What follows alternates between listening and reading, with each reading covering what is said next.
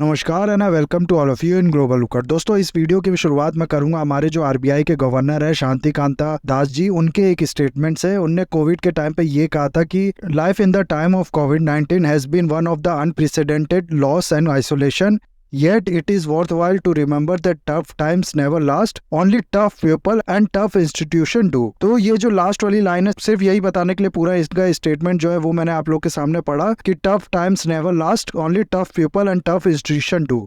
हुआ क्या है कि हाल में ही हम लोग देख रहे हैं कि पूरी दुनिया से ये न्यूज आ रही है कि पहले यूएसए तक था कि यूएसए के बैंक जो है वो लगातार गिरते जा रहे हैं, एक एक करते करते हाल में ही लगभग 1-2 वीक के अंदर ही 3 बैंक यूएसए के जो है वो फॉल कर चुके हैं। उसके बाद अब जो न्यूज आ रही है वो ये कि यूरोप का एक बहुत बड़ा बैंक क्रेडिट स्विस बैंक वो जो है वो भी कल को डिफॉल्ट कर सकता है, वो भी कल को फेल कर सकता है। और इस चीज पे, इस न्यूज पे जो इंडियंस है वो बहुत ज्यादा ट्रोल कर रहे हैं इस क्रेडिट स्विस बैंक को और थोड़ा बहुत पूरे वेस्टर्न बैंकिंग सिस्टम को ही कह लीजिए। यहाँ एक ट्वीट है, आप लोग देख सकते हैं, इसमें लिखा है कि क्रेडिट स्विस बैंक वो बैंक है जिसने सबसे पहले अदानी का जो बॉन्ड है उसे एज अ कोलेटरल लेने से मना कर दिया था। और अब क्या हो रहा है कि अब जो लोग है वही क्रेडिट स्विस बैंक को नहीं एक्सेप्ट कर रहे हैं। तो इस तरीके के जो रिएक्शन है वो दिए जा रहे हैं इंडिया की तरफ से। और इसका जो मेन कारण है वो थोड़ा बहुत आप लोग को समझ में आ भी गया होगा। हुआ क्या था कि हिंडनबर्ग ने जो रिपोर्ट निकाली थी अदानी के ऊपर पूरे फाइनेंशियल एनालिसिस पे, उस पे क्या हुआ था कि क्रेडिट स्विस पहला बैंक था जिसने कह दिया था कि हम लोग अदानी का अगर बॉन्ड्स होगा, अदानी की कोई सिक्योरिटी पे आप लोग को लोन नहीं देंगे, उसे एज अ कोलेटरल एक्सेप्ट नहीं करेंगे। और क्रेडिट स्विस बैंक ने जब ये किया उसके बाद जो एक के बाद एक बड़े बड़े बैंक्स थे वो भी इसको फॉलो करने लगे और इसके बाद सिटी बैंक ने भी यही चीज करना शुरू कर दिया। तो कहने का मतलब है कि हिंडनबर्ग की जो रिपोर्ट थी उसके बाद भले ही उतना ज्यादा असर नहीं पड़ा होगा अदानी के स्टॉक पे, लेकिन इन बैंक का जो डिसीजन था कि हम लोग ये जो सिक्योरिटी है इसको कोलेटरल की तरह यूज नहीं करेंगे, उसके बाद अदानी के जो स्टॉक्स है वो ने तेजी से गिरावट करना शुरू की थी।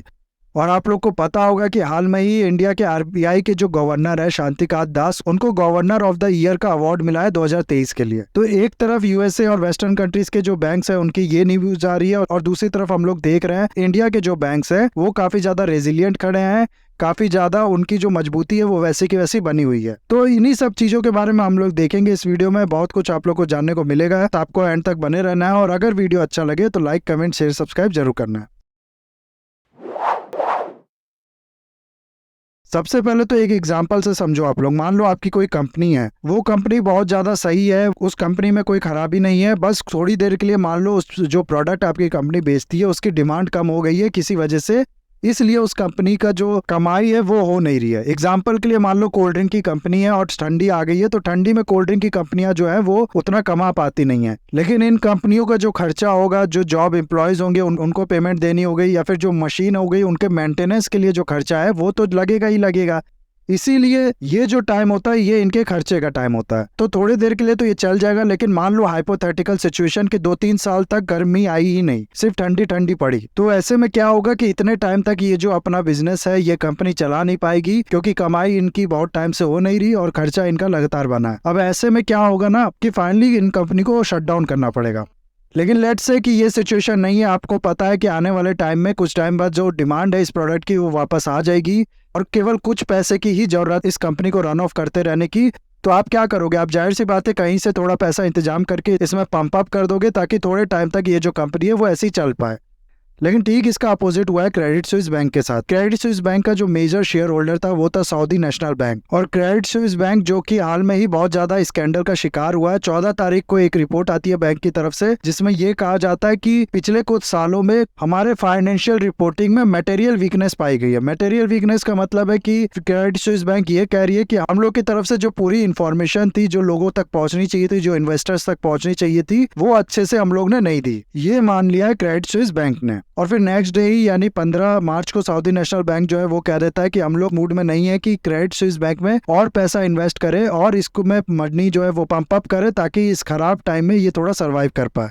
तो इसी वजह से जब ये देखा गया कि जो सबसे बड़ा इन्वेस्टर है बैंक का वही इसको बचाना नहीं चाह रहा है, इसके बारे में कॉन्फिडेंट नहीं है, तो बाकी सब इन्वेस्टर्स जो हैं वो भी धीरे धीरे अपना जो पैसा है इस बैंक के स्टॉक से निकालने लगे। उसी दिन जिस दिन सऊदी नेशनल बैंक ने ये अनाउंसमेंट की थी यानी वेडनेसडे को ही अकेले 24% इसका जो स्टॉक प्राइस है वो प्लंज कर गया था। अब अकेले ये नहीं कहा जा सकता कि इस रिपोर्टिंग की वजह से क्रेडिट स्विस बैंक की तरफ से जो की गई थी उसकी वजह से, या फिर सऊदी नेशनल बैंक ने जो कहा है कि हम लोग पैसा नहीं इसमें डालेंगे उसकी वजह से इसके स्टॉक प्राइस में इसकी कमी हुई, उसकी वजह से ये बैंक जो है वो फॉल करने वाला है, ऐसा नहीं है। और भी बहुत से रीजन है, जैसे कि आप लोग को पता होगा कि यूएसए में लगातार एक के बाद एक बैंक जो है वो फॉल करने लग रहे हैं। पूरा बैंकिंग सेक्टर ही जो है वर्ल्ड में, उसके अंदर से जो कॉन्फिडेंस है इन्वेस्टर्स का वो बहुत ज्यादा कम हो गया है। डिपॉजिटर्स जो है उनका भी विश्वास जो है वो कमजोर पड़ने लगा है। उनको भी ये डर सताने लगा है कि उनका जो पैसा है वो बैंक में सेफ है या नहीं है। हो सकता है आपने जब ये न्यूज सुनी होगी कि यूएसए के जो बैंक्स है वहां से लोग अपना पैसा निकाल रहे हैं क्योंकि उनको सेफ नहीं लग रहा है, तो आपके दिमाग में भी ये आया होगा कि हमारा जो पैसा है हमारे इंडियन बैंक में जो है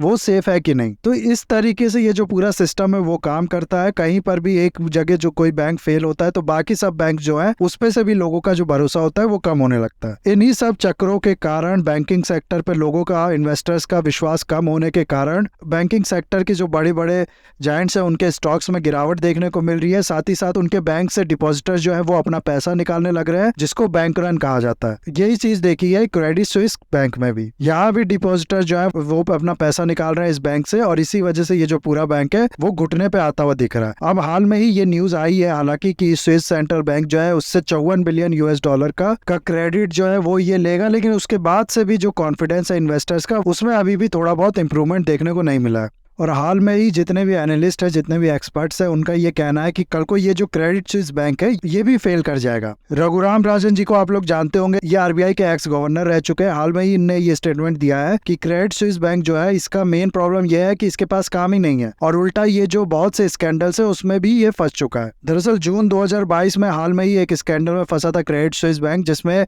इस पे इल्जाम लगा था। स्विट्जरलैंड के कोर्ट ने इसको दोषी भी पाया था जो मनी लॉन्ड्रिंग है उनसे रिलेटेड केस में। और यही नहीं, इसके अलावा भी कई स्कैंडल ऐसे हो चुके हैं पिछले कुछ सालों में जिसमें इसका दोषी पाया गया या फिर इसका नाम आया। और रघुराम राजन जी के अलावा भी आप इस शख्स को जानते ही होंगे, ये है रॉबर्ट कियोसाकी। इनकी एक बुक के बारे में आप लोग ने काफी सुना होगा, रिच डैड पुअर डैड। उसके ये ऑथर है, एक अमेरिकन एंटरप्रेन्योर है और ऑथर जैसा कि मैंने बताया वो भी हैं। इनने भी इस चीज को सपोर्ट किया कि ये जो क्रेडिट स्विस बैंक है ये कल को फॉल कर सकता है, ये नेक्स्ट बैंक हो सकता है उस लिस्ट में जो बैंक्स फॉल किए हैं।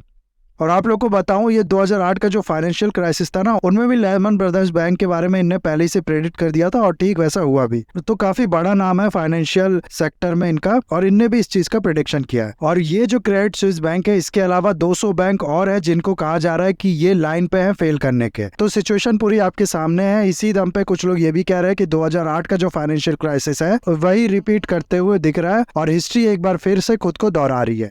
और ये जो क्रेडिट स्विस बैंक है ना, इसका फेलियर और बाकी सब फेलियर के बीच में बहुत ज्यादा अंतर होगा। ये क्रेडिट स्विस बैंक एक बहुत बड़ा बैंक है, one of the biggest bank में से एक है। ये एक बल्ज ब्रैकेट बैंक है। बल्ज ब्रैकेट बैंक हो सकता है आप लोग ने नाम पहले कभी सुना नहीं होगा, लेकिन क्या होता है, जो बहुत ज्यादा बड़े बैंक्स होते हैं जिनका ज्यादातर काम कॉर्पोरेट, इंस्टीट्यूशनल इन्वेस्टर्स या फिर गवर्नमेंट्स को लोन देना होता है, उनको कहा जाता है बल्ज ब्रैकेट बैंक्स। ऐसा कोई बहुत ज्यादा डिफाइंड लिस्ट नहीं है, इनफॉर्मल नाम ये जो है वो दिया गया है। Bank of America, JP Morgan, Goldman सैक्स, Morgan Stanley, Citigroup bank, इस तरीके के जो बड़े बैंक है उनको कहा जाता है बल्ज ब्रैकेट बैंक। इसीलिए एक बार अगर ये जो बैंक है फेल कर जाता है, क्रेडिट स्विस बैंक वाकई में बंद हो जाता है, तो इसके बाद हम लोग देख सकते हैं कि बहुत हद तक चांसेस है कि एक के बाद एक बाकी बैंक्स भी जो है वो गिरते जाए। ये एक डोमिनो इफेक्ट भी क्रिएट कर सकता है पूरे वर्ल्ड के बैंकिंग सेक्टर में। इसीलिए दुनिया भर के जो इन्वेस्टर्स हैं, दुनिया भर के जो एक्सपर्ट्स हैं, उनकी नजर बनी हुई है इस पे। इंडिया में भी बहुत ज्यादा इस बात पे डिस्कस किया जा रहा है, और ये भी कहा जा रहा है कि इंडिया पे भी हो सकता है इसका असर पड़े। और देखो, थोड़ा बहुत तो असर जो है वो पड़ेगा ही। जब ग्लोबलाइज्ड वर्ल्ड है, दुनिया की सारी मार्केट कनेक्टेड है एक दूसरे से, तो थोड़ा बहुत असर तो पड़ेगा ही।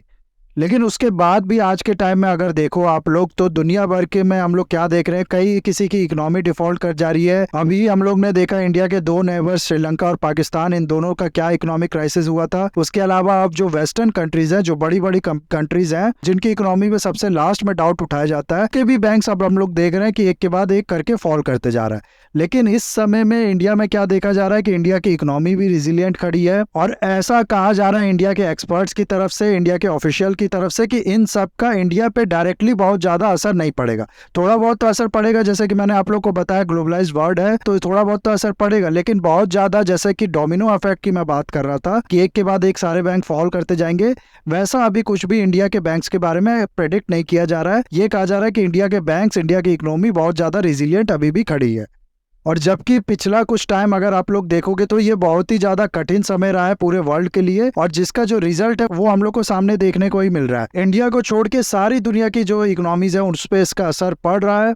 सिर्फ इंडिया ही है जो रेजिलियंट खड़ा है, और इसका जो पूरा थैंक्स है वो हम लोग को देखना चाहिए हमारी जो सेंट्रल बैंक है उसको। इन लोगों ने बहुत ज्यादा इन्फ्लेशन भी कंट्रोल करके रखा, साथ ही साथ ये जो सारे बैंक्स थे इनको भी संभाल के रखा, तो वाकई में इनको जो क्रेडिट्स है वो देना चाहिए। यही एक बहुत बड़ा कारण है जिसकी वजह से हमारा जो बैंकिंग सेक्टर है उस पर कोई खास बुरा असर नहीं पड़ा। आरबीआई क्या करती है, आप लोग को पता होगा कि आरबीआई जो बड़े बड़े बैंक्स हैं उनको कहती है DSIB, यानी कि domestic systematically important banks. SBI हो गया, ICICI हो गया, HDFC हो गया, ये वो बैंक्स होते हैं जिनको आरबीआई DSIB कहती है। इसमें आरबीआई कहती है इन बैंक्स को कि आप लोग को SLR CRR के अलावा और भी जो पैसा है वो अपने पास रिजर्व में रखना पड़ेगा। यानी कि ऐसा नहीं है कि पूरा पैसा जो आप लोग को मिल रहा है वो आप लोग उठा के लोन दे दो, पहले तो आप लोग को SLR मेंटेन करके रखना पड़ेगा, यानी लगभग 18% आरबीआई कहती है आप लोग को गवर्नमेंट बॉन्ड्स या फिर बाकी सब जो सिक्योरिटी आरबीआई बताती है उसमें इन्वेस्टमेंट करके रखना पड़ेगा। और फिर 4.5% आरबीआई कहती है आप लोग को CRR यानी कि कैश रिजर्व रेशियो मेंटेन करके रखना पड़ेगा। इसमें आरबीआई कहती है 4.5% इस डिपॉजिट का जो है वो हमारे पास रख दो। और ये जो SLR और CRR वाला क्राइटेरिया ये आरबीआई तो सबको देती है, लेकिन जो DSIB बैंक होते हैं उनको आरबीआई कहती है कि इन दोनों के अलावा भी आप लोग को थोड़ा पैसा जो है वो मेंटेन करके रखना पड़ेगा, और उसके अलावा जितना पैसा बचता है सिर्फ उतने का लोन दो। तो ऐसे में एक बहुत ज्यादा कॉन्फिडेंस रहता है और बहुत ज्यादा ओपननेस नहीं रहता है इन बैंक के पास। ये लोग थोड़े रिस्ट्रिक्ट वे में काम करती हैं जिसकी वजह से जल्दी कोई बैंकिंग क्राइसिस इंडिया में देखने को नहीं मिलता। बहुत से कारण में ये भी एक मेन कारण था कि 2008 का जो फाइनेंशियल क्राइसिस था जिसने पूरे वर्ल्ड को अपने चपेट में ले लिया था, उसका कोई खास बड़ा असर इंडिया में देखने को नहीं मिला था। हालांकि आरबीआई की इस रिस्ट्रिक्शन पे लगातार क्वेश्चन भी उठते हैं। बहुत से लोग ये भी कहते हैं कि CRR को पूरी तरीके से खत्म कर देना चाहिए, बैंक को पूरी छूट देनी चाहिए कि जितना पैसा उनके पास हो डिपॉजिट में उसको एज अ लोन वो दे सके आगे प्रॉफिट के लिए।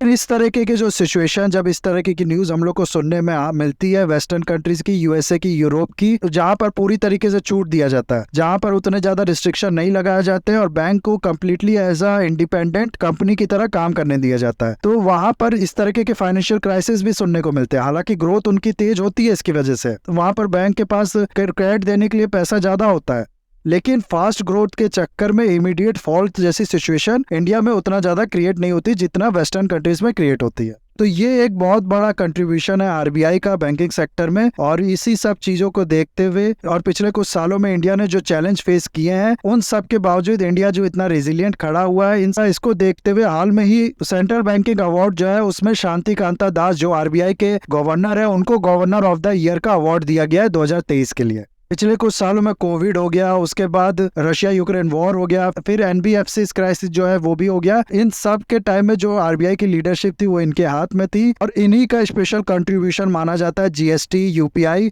जो बहुत तेजी से पिछले कुछ सालों में ग्रो कर रहा है। और इन कंट्रीब्यूशन के अलावा भी ये सब जो इश्यूज थे उसके बाद भी इंडिया की मॉनेटरी पॉलिसी को इतना ज्यादा स्टेबल रखना और इन्फ्लेशन को कंट्रोल रखना, इन सब चीजों को देखते हुए इनको ये अवार्ड मिला है। इसके अलावा जो सेंट्रल बैंक ऑफ यूक्रेन है उसको बैंक ऑफ द ईयर का अवार्ड मिला है, ये भी आप लोग को पता होना चाहिए।